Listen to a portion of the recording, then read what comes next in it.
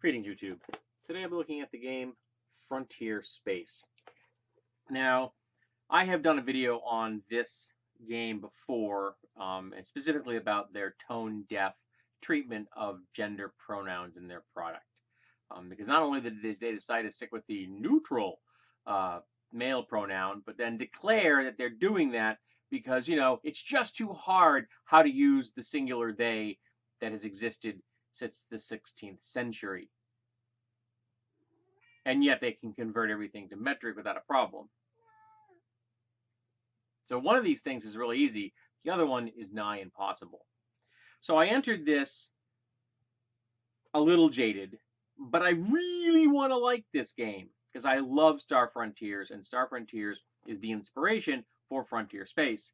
So I tried as hard as I could to erase that thought from my mind and enter the game.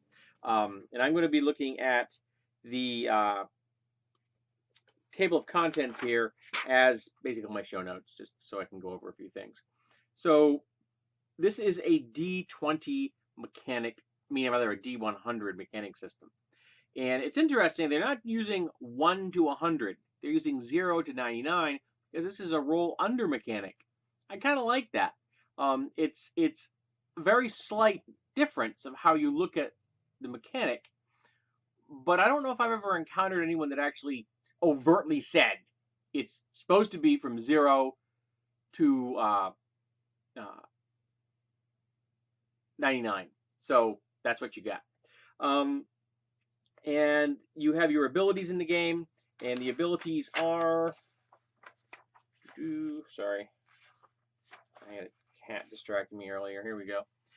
Strength, which is all of your body. The strength score is everything physical when it comes to moving things and how tough you are and things like that. Your resistance to, like poisons and things. I found it strange they called it strength. I would have gone with body, but that's just me. Agility and coordination, separating, hand-eye coordination from overall body mechanics. Perception, pretty straightforward. Intelligence and willpower. So they're all fine. The only one that I thought was a little weird was strength. Then we have a short skill list, which is supposed to be dynamic. So this is going to be something that appeals to the OSR community. So we have academic, artist, commander, diplomat, explorer, marksman, medic, pilot, scientist, technician, thief, and warrior. And these are how you use these skills with a stat linked to them. So, for example, if you're using your warrior skill and you're wielding a big-ass baseball bat, that would be with your strength. Whereas if you're doing warrior and you're doing something very light and delicate like a dagger or, something like that, or that would be agility. So that's the skills and the stats associated with them can change from situation to situation, which also makes sense. The body is also, rather your strength is also your body points. That's why I said body, sorry, body points. So that's how tough you are, how many essentially hit points you can take before you fall down. And as I said, the action checks are 100 or the 99, 0 to 99. It's a roll under. Interesting, their skills, if you are competent, and you start with one competent skill and then two that are just below that, you're at a 0 skill level. And the ones that are just below that are at -10, and most skills are at -20. So that you start out, not if you don't know how to do something, at a -20. And of course, situations can make it worse or better. Under you've got the high ground, or you're using the world's best laser beam or something, So there are things that could affect your skill check in that particular instance. But by and large, if you don't have any skill in something, it's going to be a -20. And then some of these skills require a specific focus, like academic, and you have to choose which type of academic you are. And that means that within the academic fields, you have a bonus for that skill, but your other ones are at a negative. There are like perks later in the game that can help alleviate that. Perks, that's what they are. They're perks you pick up as you advance and spend character points to acquire them, and they can make you more efficient at your skills And for example, if you are an academic in physics, you could pick up a couple of perks over time, and that they would allow you to bring your other academic skills up to a higher level, so you're not at a negative. So you'd have to start spending spending character points to make those above a 0. Now, they have two things in here which I found interesting. Oh yeah, resistance checks are straight up, like a body is your resistance to poison, so that's your straight up check. They have two things in here: the critical success and failure stat, or check, and the advantage and disadvantage condition.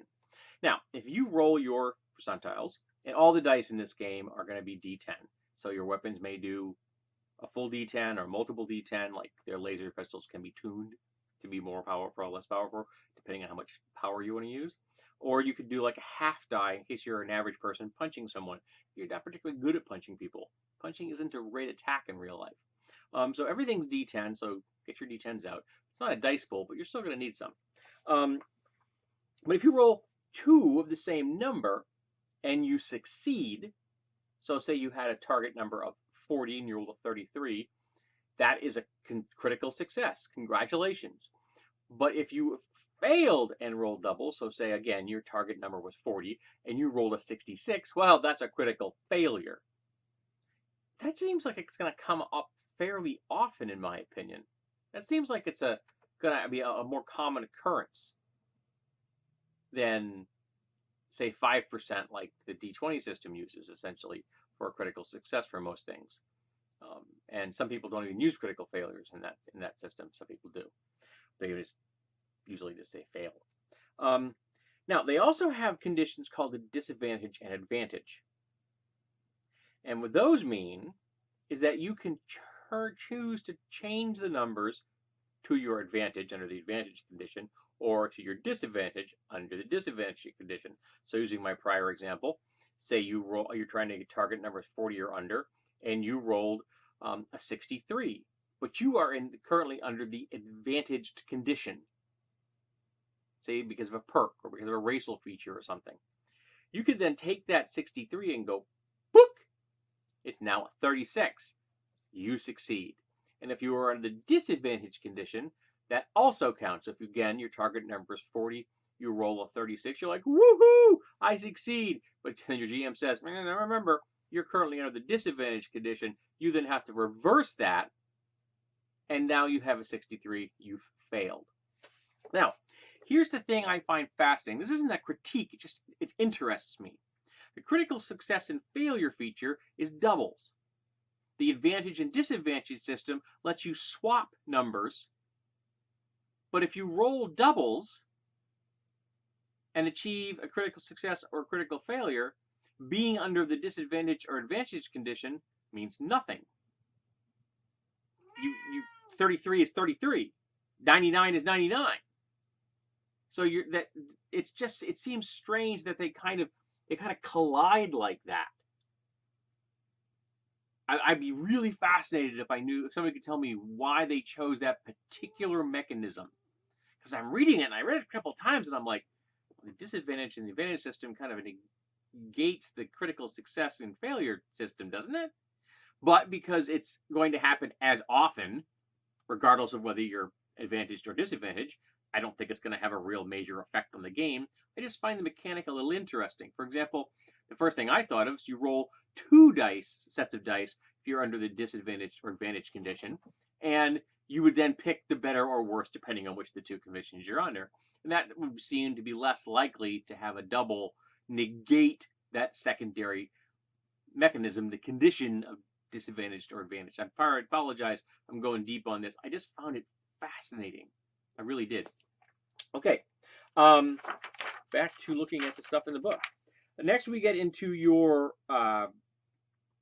ability, your skills, your species. Now, you've got a number of species to choose from in this game. I don't want to get the names wrong. Hold on a second. Here we go. We have the Arakai, which are an insect race. Oddly, they have fleshy human-like lips. I found that weird. Humans, of course, the Novum, who are bipedal, but they have digigrade legs. I've always kind of liked Asian great legs myself. And they were originally created as a genetically engineered slave race, and they escaped several millennium ago out into the wild blue yonder, or the black. And now they've spread out, and because of their genetic past, there's a lot of genetic diversity in this particular race. So each different arc of ship that they used to escape with has become basically the center of one particular strain of the novum over time, and different novums from different arcs have different physical condition traits and things. Like one of the races in here is completely black, designed for stealth, which I thought was kind of cool. So some are a little tougher, some are a little faster. You get the point. They were genetically engineered to fit different roles. Now, they don't cover in this book the race that created the novum. So if you were to want to use this, you have to have the reference guide. I don't have the reference guide at this point. So maybe the information in there compensated. But I'm looking at this and I'm reading this, and I found it kind of strange that information about the people that genetically engineered their race is not being presented to the player in the player handbook, which is basically what this is. Because there's no way I cannot look at the spread of those 48 arcs that took off to free the novums from slavery. Well, some of the novums. There's probably still novums back there that are still enslaved. They didn't probably get every single one of them out. I can't not see that as a comparison or related to the Jewish diaspora. I just can't not see that. And here's the thing. Jewish people remember who enslaved them today. Heck, I'm not Jewish. I know who enslaved them today. So I found it strange that they didn't include that piece of information in this book for the players. That it's supposed to be, a behind-the-scenes kind of thing. I just found that a little odd. Next we have the Yar, a clan-based humanoid race, furry, literally furry. And then we have a robot, and the robots can either be the property of someone, or they could be like a rogue AI. And some of the robots that have been in service for a long time create kind of quirks and things in their personality code, and they become very individualistic. So even if they are property over time, they become more like sapient beings, even if they are not considered sapient beings. Now, I can kind of see why some of these races, for example, the Uruk-hai use biotech. I can understand why I say the Uruk-hai would be prejudiced against robot intelligence AI, because they prefer organic technology. But I can't figure out why all these races wouldn't have accepted some AI under certain circumstances as citizens. And that's not an option right now in this. Not saying that you, the GM who buys the book, can't do it if you want to. But I found that a little weird. It's supposed to be in the far future, and they kind of coded in a race for your character to play, a species to play, or kind of a space, they're robots, that doesn't have the rights that the rest of the players do. But you can really design any kind of robot you want, so their rules are really cool in that regard. And as far as the illustration in this, because of like equipment and things like that, the gear, incredibly well done. I mean, top notch. These are some of the best technical illustrations I've ever seen in a role-playing supplement. Very well done. And most of the other illustrations are solid role-playing game book levels of quality. But the technology stuff is off. I would love to see the deck plans of the ships that they have in this book. They're not included in here. I would love to see those things. That would be awesome. They did a really good job with this stuff. Okay, where we're going up here with skills, I kind of covered that a little bit. Then we get into some of the more equipment, like you get into your weapons, you get into your armor, which can be actual armor, or you can have screens that deflect incoming types of danger. One's for electricity, one's for force, things like that. So you could actually have multiple screens on you. Excuse me, in kind of a layered effect if you had the money and the access to the technology. They are powered by energy cells, and I found it weird that the energy cells are disposable. we right now are moving to less and less disposable energy types right now in this world. So I found it weird that energy cells would be disposable. I would kind of not do that. Then we get into like some of the scanners were interesting because the scanners could be used both passively and actively. And passively, they just don't really use much energy. So essentially, you don't have to worry about it. But when they use active levels of energy to, like, for example, like they have a visual scanner, when you use it actively, it like takes a three-dimensional hologram of the area around you, incredible detail and all this data and everything. That's really cool. But it uses a lot of energy, as much energy as a lethal shot from a laser pistol. I thought the energy use, even on an active scan, was a little high. I'm not quite sure why they did that. Again, the robots, again, awesome. Flexibility in designing a robot. You can have all kinds of different sizes and motive types and limbs and programming and all kinds of gear and stuff. It's really, really, really cool. You can make robot pets and robot steeds. You want a robot horse? You can have a robot horse. Then you get into vehicles, all types of vehicles: water vehicles, land vehicles, air vehicles, space vehicles, submarines, all kinds of stuff in here. They've got you covered. Then they get into the starships, and the starships are really well done and lots of detail for customizing your own. And of course, they give you some stock ones that you can just play with and modify or take right off the page. Then we get some stuff about the actual setting, the different types of governments, the different regions of the galactic area you're in, the interstellar area you're in, and some of the businesses and things like that. So some solid stuff to get the player a really nice understanding of what they're walking into. Then there's some archetypes, character sheets, and there is a timeline in here. So there's a couple things I was a little confused about.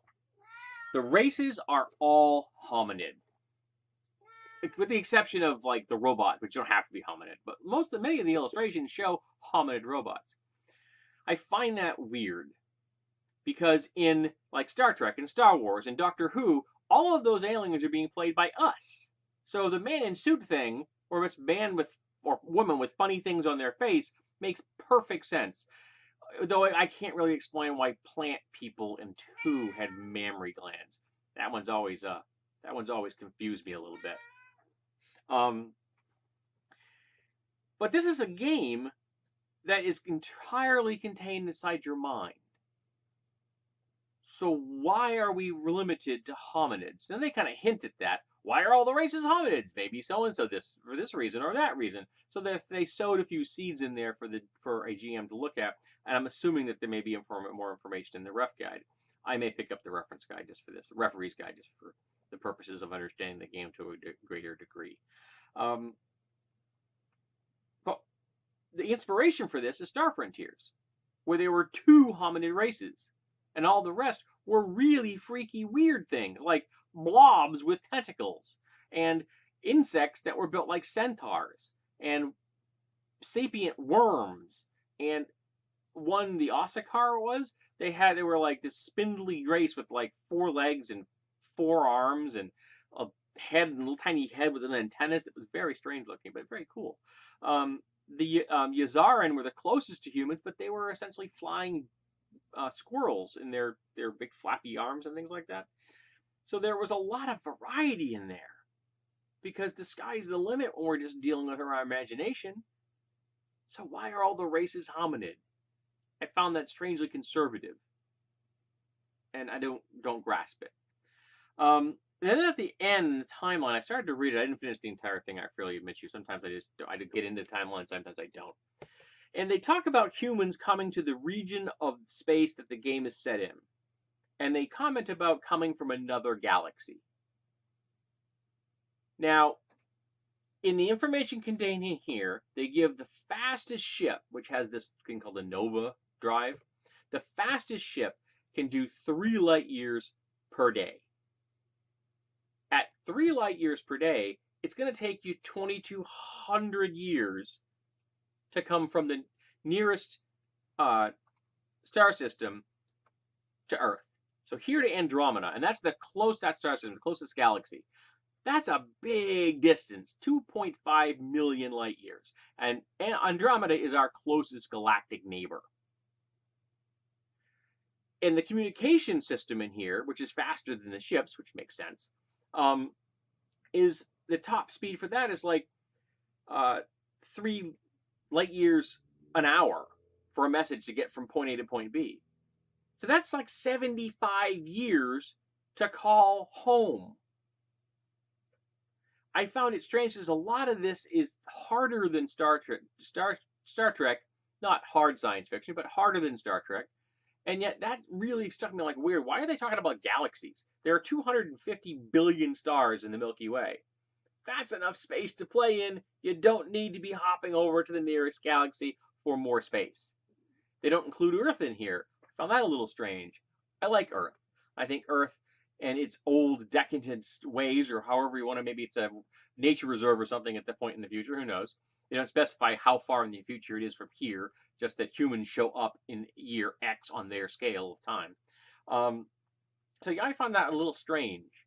I'm not upset about it. I'm not going to knock points off this thing, and I'm not going to give them points. But it was weird that they made that decision to talk about galaxies, but then within the limitations of what you've presented me with, there is almost no way for humans to get from another galaxy.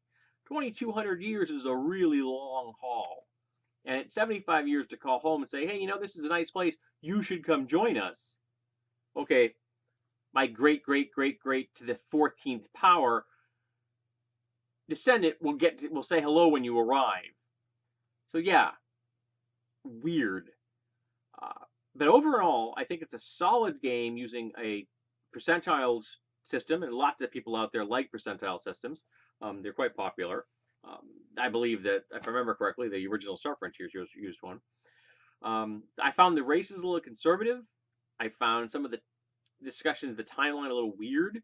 I love the illustrations. I think they did wonderful flexibility in their technology.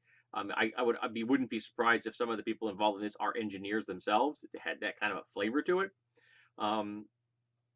Again, I've commented about the gender pronouns. I think it's archaically conservative in today's world. We are in the 21st century.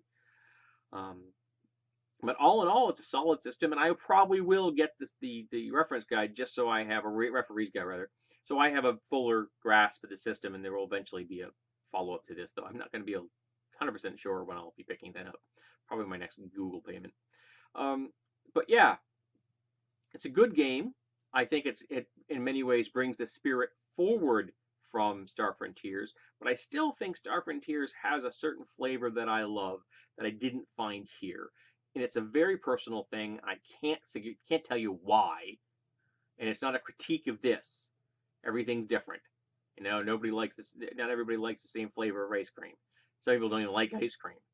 So if you like Star Frontiers, or you like a mechanic of percentiles, and you're looking for a solid future system to play in, FrontierSpace could be the one. And they even hint at psionic rules, which may be in the reference guide, so it could actually expand it into ways you could do a nice Babylon 5 thing with this, I think, without any difficulty.